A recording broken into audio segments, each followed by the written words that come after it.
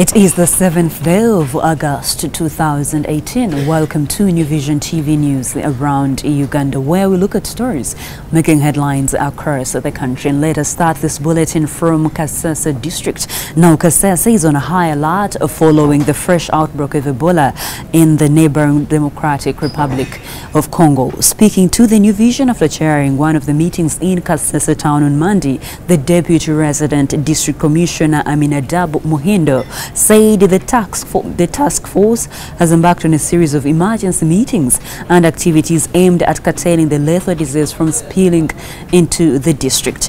A week after declaring that the country was Ebola-free, the Congolese government announced a fresh outbreak last week. The Congolese Health Ministry confirmed that the new cases had risen to 13, involving 3 deaths. Some of the cases have occurred in the nearby Beni city in eastern DRC, some 80 kilometers from the heavily traveled border with Uganda.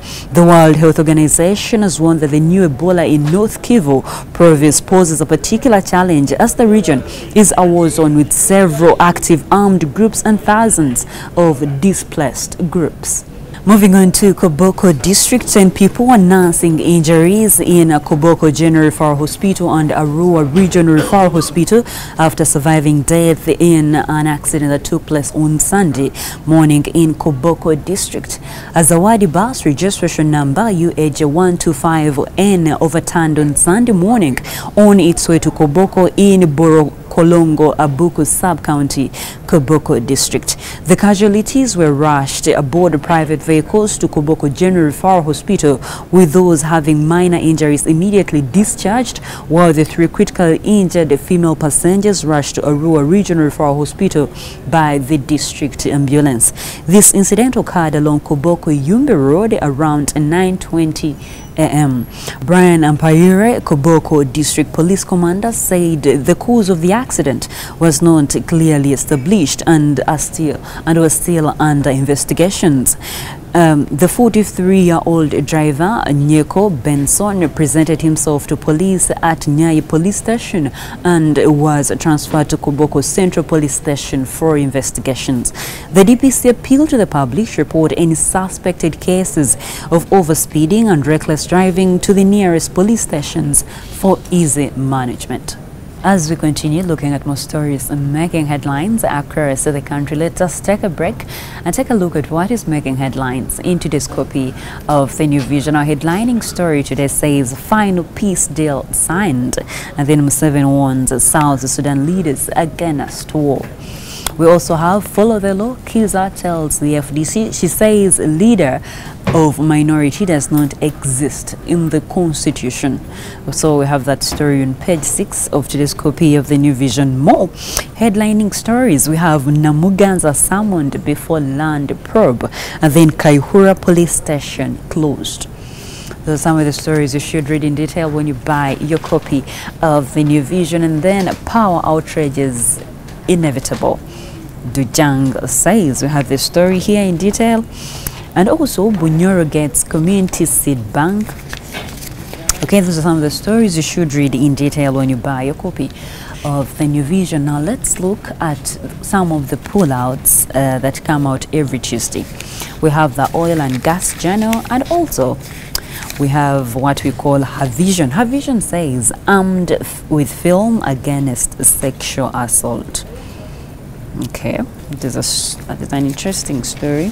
And then woman takes war on sex crime to cinema. Interesting story. More in.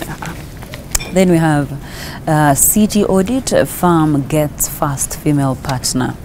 Oh, this is interesting. This is interesting. Those are some of the stories you can read when you buy today's copy of the New Vision. Now, from the oil and gas pullout, we have 5i Uganda jet fuel.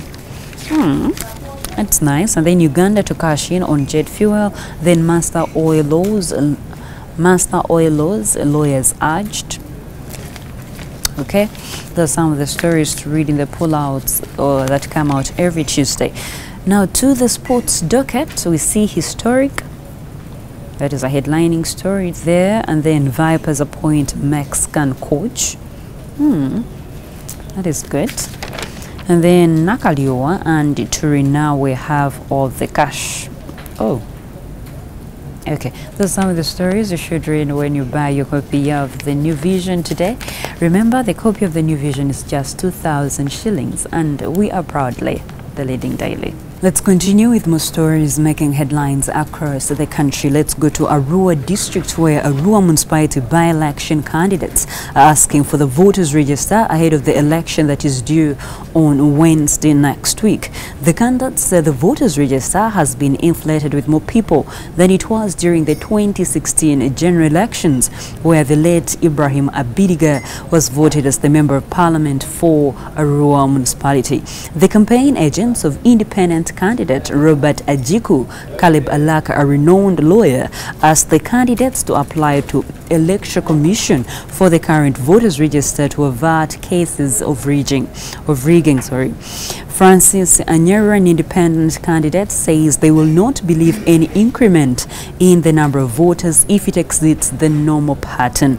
He says the increment should put into consideration the fact that some people could have died or migrated. The Electoral Commission Registrar in Arua, Ruth Agwom, said the issues are genuine. However, she is uncertain when the final voters register will be out, because after the display exercise, it will be sent to the Electoral Commission headquarters in Kampala.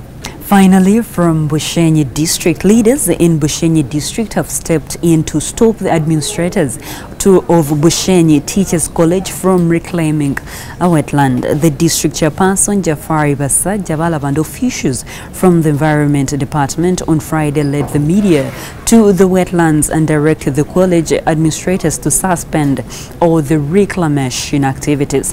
The college had allocated the area to staff members and neighbors to grow millet. However, the concerned citizens alerted the district authorities about the degradation. The wetland is located in Nyakabirizi town on the Bushenyi-Mbarara highway. In the wetland, there is a natural forest with different species of indigenous trees. The wetland hosts a water source which supplies residents of Nyakabirizi town, the college, Lunyozo School plus 2 high school, and residents of Bushenyi town during the dry season. Attempts to get a comment from the college principal, Richard Nuamanya, where fertile as his known phone number, was unavailable. And that's all I had for you from me, Ruth Nasaj, and the New Vision TV team. Get more news updates and other programs on New Vision TV by visiting our website www.newvision.co.ug/video. I am Ruth Nasaj.